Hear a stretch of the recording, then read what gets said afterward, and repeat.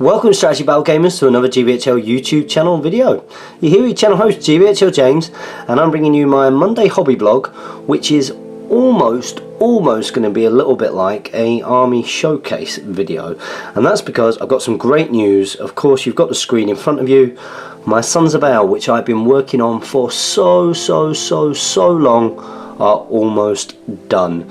So I'm going to get you up to date with the progress that I've made, go through some of the little techniques that I used based on some of the advice that I've got from lots of different people, and also give a thank you to those people who gave those bits of advice. They are not 100% finished, they are 99.99% finished, and we'll go through that now. So let's just first of all have a little look around at some of the models. So as you can see, they are pretty done. If I move this guy around, you can see some of the things that I've done there.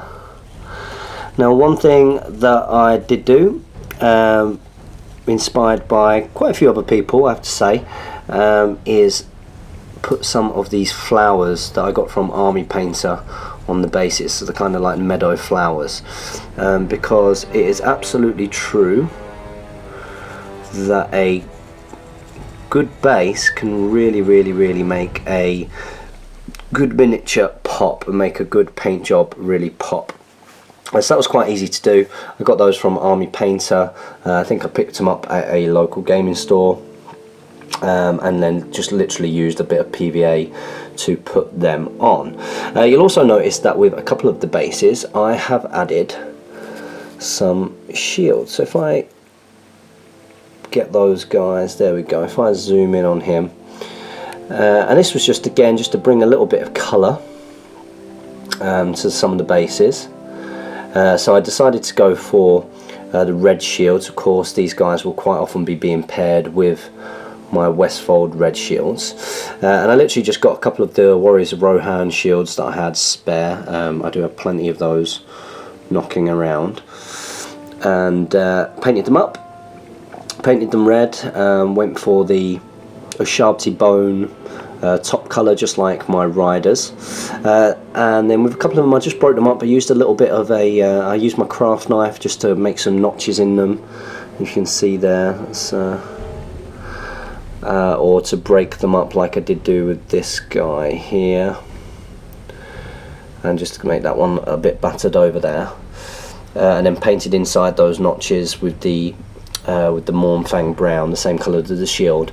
And then I also used some of the Blood for the Blood God effect paint and sort of splashed that over it, just gave it a good flick. I think this is a good example of on there, just to make it look like they're sort of in the midst of battle. And again, that just gives a bit of colour and a little bit of variety to some of the bases. So that's one of the things that I've done, is sort of really give the bases a good finish off, a couple of shields and some of those flowers. Another thing that I've been doing is working on a technique which I've actually used for the Rivendell Knights that you saw last week. I actually used it on their lance shafts, and that was painting a wood effect on all of the axes.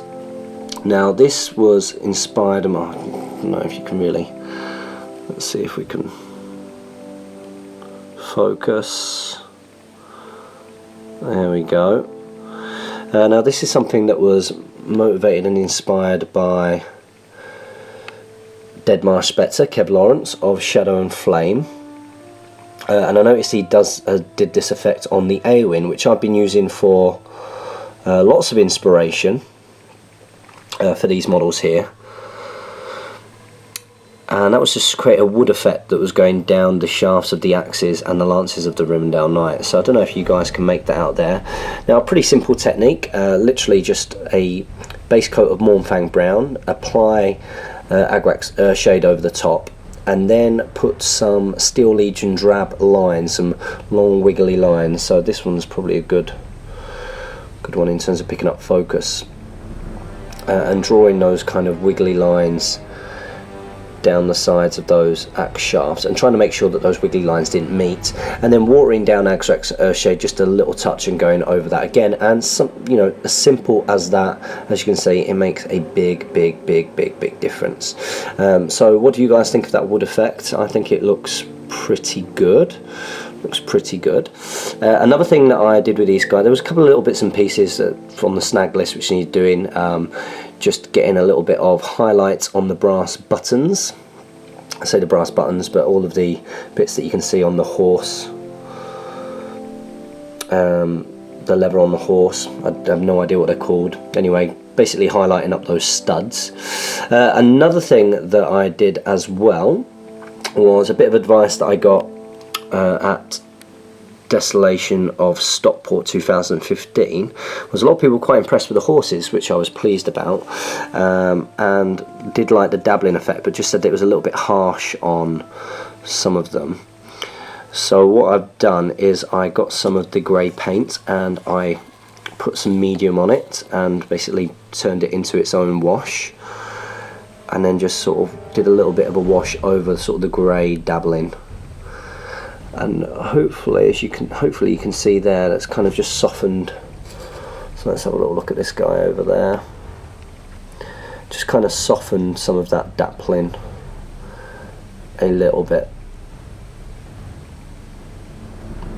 So that's another thing that I did. And also on the advice of Kev Lawrence, Deadmarsh Spectre, he said that the faces just needed to pop a little touch more, so they needed one more highlight. So I have just gone in on the faces. Now let's see if we can get him to focus. I have just gone in on the faces with a little bit of a sharpty bone and a tiny little bit of ungor flesh, and just put a little mark on the nose, top of the brow and bottom of the brow as well. So I don't know if you guys can see that. And yeah, that kind of just finishes off those faces a little bit. Now some of the bits that I still have left to do, I still have to do the stirrups. I still have to paint the silver stirrups. They're silver at the moment, but that's not because I've painted them, that's literally because of paint that's chipped. To be fair, I completely forgot about those because of that. Another thing that I need to do, the last thing that I've been doing, is actually getting these shields done. They're not finished. I do need to paint around the edges of them. And also get a little bit of Runefang steel onto the gold, just highlight up the gold a little bit, make it a little bit shiny. So I do have that left to do.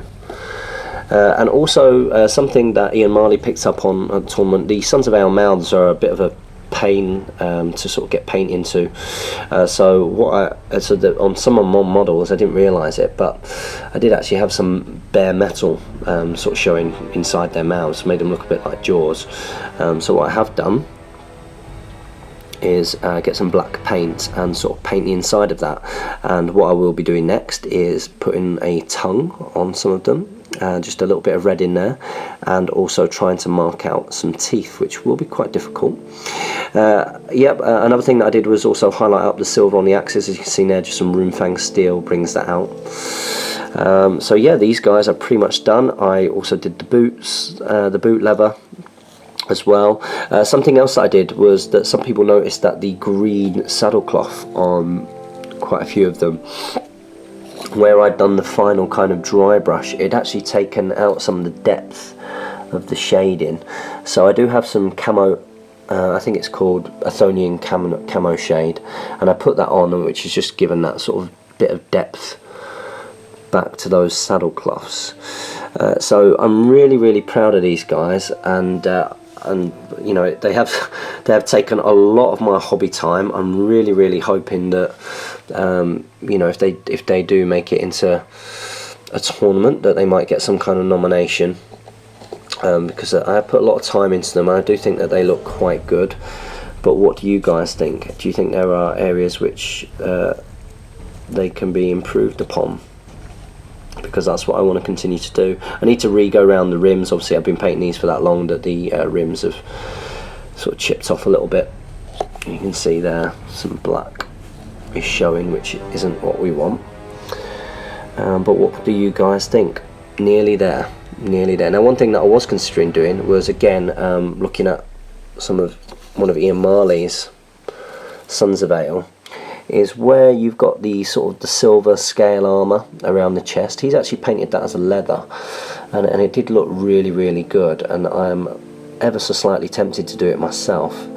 But there is also a part of me which wants to leave these guys alone. Now, these are 8 of my Sons of Eorl. I do have 15 of them. I do have 15 of them. And I do need to get 4 which you've seen before, the ones that I painted with the white cloaks. I do need to repaint 4 of those ready for the doubles tournament coming up, because I've come up with a nice little theme with me and my partner, and all that will be revealed. But if I come round in my cellar, you'll see that I am stripping a certain model here. That is Eorl the Young.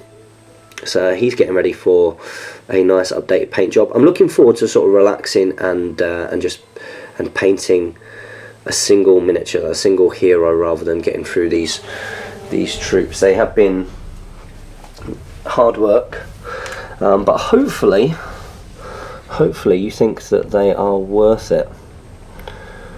Hopefully you think they are worth it.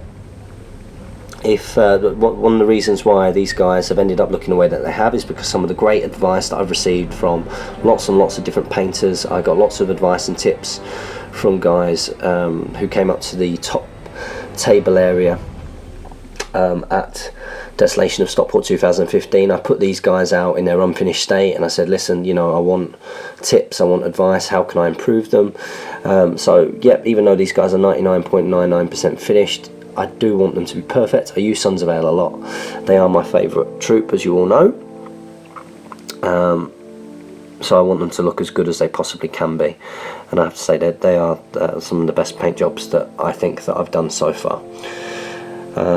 So next up will be repainting those 4 sons, painting Eorl the Young, which I'm kind of rewarding myself with. And I'm also working on the Rivendell Knights as well, so hopefully you'll see some of that in some bat reps soon. Let's just give these guys a swivel so you can see how they've turned out. If there's anything that you can see that I've missed, like say, I know that I need to paint the edges of these shields, and also give a little bit of a silver highlight on top of the shield. Hopefully I've got a nice mixture of lots of different browns, lots of different greens in there. So here they are. It's been a lot of work. I don't know how many hobby vlogs ago it was where I asked you guys, you know, what's my next job, and I had these guys in their bare metal form. I can't remember when that was, but here they are, all done. Feels like it's been a lot of work, but I hope it's worth it. So guys, that's been my hobby vlog / army showcase, almost finished. So on to the next project. So hopefully next week I'll be able to show you Eorl the Young. I also need to paint up some Warriors of Minas Tirith for my doubles partner. I've got that box of Warriors of Minas Tirith, which I'm going to paint up some of the warriors of that, so you might see them in a hobby vlog. And hopefully I'll get some time to do some more on the Rivendell Knights as well. I have inked their silver armour, so hopefully I'll be able to finish off the silver armour, maybe even do that tonight before bed. So guys, don't forget to comment, like, share and subscribe. Support your Hobbit hobby. Follow us on Facebook and on Twitter. And as ever guys, happy strategy battle gaming.